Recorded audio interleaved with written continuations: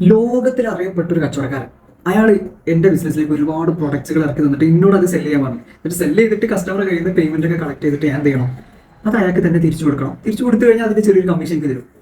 ഇതാണ് agency business. ലോകത്തറിയപ്പെട്ടെന്നൊക്കെ ഞാൻ തട്ടിവിട്ടതാണ്. ഏതായാലും ഏജൻസി ബിസിനസ് പ്രവർത്തിക്കുന്നത് എന്താ വെച്ചാൽ ഒരു പ്രിൻസിപ്പൾ എന്ത് ചെയ്യും?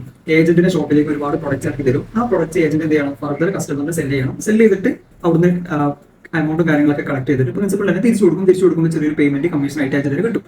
ഇതാണ് ഏജൻസി ബിസിനസ്സിലേക്ക് സംഭവിക്കുന്നത്. പക്ഷെ ഇവിടെ രണ്ട് കേസിന് പോസിബിലിറ്റി ഉണ്ട്. ഇപ്പൊ ഏജന്റ് എന്നുള്ള നിലയ്ക്ക് ഞാൻ അത് കസ്റ്റമറിന് വിൽക്കുമ്പോൾ കസ്റ്റമറുടെ കയ്യിൽ നിന്നും ടാക്സ് കളക്ട് ചെയ്യേണ്ട കേസുണ്ട്. അതായത് GST കളക്ട് ചെയ്യേണ്ട കേസുണ്ട്. അതുപോലെ GST കളക്ട് ചെയ്യേണ്ടാത്ത കേസുണ്ട്. അത് GST കളക്ട് ചെയ്യണോ വേണ്ടോ എന്ന് തീരുമാനിക്കുന്നത് അത് സപ്ലൈ ആണോ അല്ലേ എന്നുള്ളതിന്റെ അടിസ്ഥാനത്തിലാണ്. ഇപ്പോൾ ഏജന്റ് കസ്റ്റമറിന് ഒരു പ്രൊഡക്റ്റ് വിൽക്കുമ്പോൾ അത് സപ്ലൈ ആണെങ്കിലല്ലേ GST കളക്ട് ചെയ്യേണ്ട ആവശ്യമുള്ളൂ. ഓക്കെ, നമുക്ക് ഡീറ്റെയിൽ ആയിട്ട് അത് ഡിസ്കസ് ചെയ്യാം.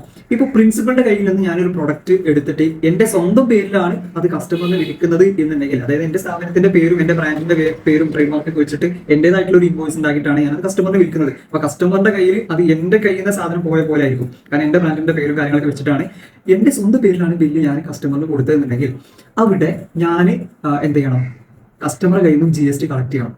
പോരാത്തതിന് ഞാൻ പ്രിൻസിപ്പളുടെ കയ്യിൽ നിന്ന് കുറച്ച് പ്രൊഡക്ട്സുകൾ ഇവിടെ സ്ഥാപനത്തിൽ ഇറക്കി വെച്ചിട്ടുണ്ടല്ലോ, അതിന്റെ മുകളിൽ GST അവർക്ക് കൊടുക്കുമാണ്. കാരണം അത് സപ്ലൈ ആണ്. പ്രിൻസിപ്പൽ ടു ഏജന്റ് സപ്ലൈ ആണ്. ഏജന്റ് ടു കസ്റ്റമർ സപ്ലൈ ആണ്. ക്ലിയർ ആണല്ലോ? അപ്പൊ ഇവിടെ GST അപ്ലിക്കബിലിറ്റി വരും. ഇനി മറ്റൊരു കേസ്, ഞാൻ പ്രിൻസിപ്പളുടെ കയ്യിൽ നിന്ന് കുറെ പ്രൊഡക്ട്സ് കാര്യങ്ങളൊക്കെ എന്റെ ഷോപ്പിൽ ഇറക്കി വെച്ചിട്ട് അത് കസ്റ്റമറിന് വിൽക്കുന്നുണ്ട്. പക്ഷെ കസ്റ്റമറിന് ബില്ല് കൊടുക്കുന്നത് ഡയറക്റ്റ് പ്രിൻസിപ്പളിന്റെ പേരിലാണ്. ഞാനായിട്ട് യാതൊരു ബന്ധമില്ല. ഞാനൊരു ഇടനിലക്കാരൻ എന്നുള്ള നിലയ്ക്ക് എന്നെ അവിടെ കാണുള്ളൂ. പക്ഷെ ട്രാൻസാക്ഷൻ ബേസിൽ ഞാനിവിടെ ഇൻടാഞ്ചിബിൾ ആണ്. കാരണം ബില്ല് ഡയറക്ട്ലി പ്രിൻസിപ്പൾ പേരിലാണ് ഞാൻ കൊടുക്കുന്നത് എന്നുണ്ടെങ്കിൽ അവിടെ എനിക്ക് വലിയ റോളൊന്നുമില്ലല്ലോ. അതുകൊണ്ട് ഞാൻ എന്ത് ചെയ്യണ്ട? ഞാനും പ്രിൻസിപ്പളും അതുപോലെ ഞാനും കസ്റ്റമറും തമ്മിൽ ഒരു ബന്ധമില്ലാത്തത് പോലെയാണ്. അതുകൊണ്ട് പ്രിൻസിപ്പൽ ടു ഏജന്റും അവിടെ എന്തല്ല? സപ്ലൈ അല്ല. ഏജന്റ് ടു കസ്റ്റമറും അവിടെ സപ്ലൈ അല്ല. അതുകൊണ്ട് കസ്റ്റമർ കയ്യിൽ നിന്നും ഞാൻ എന്റെ പോക്കറ്റിലൂടെ അല്ലെങ്കിൽ ഞാൻ അടക്കാൻ വേണ്ടിയിട്ട് GST കളക്ട് ചെയ്യേണ്ട ആവശ്യമില്ല.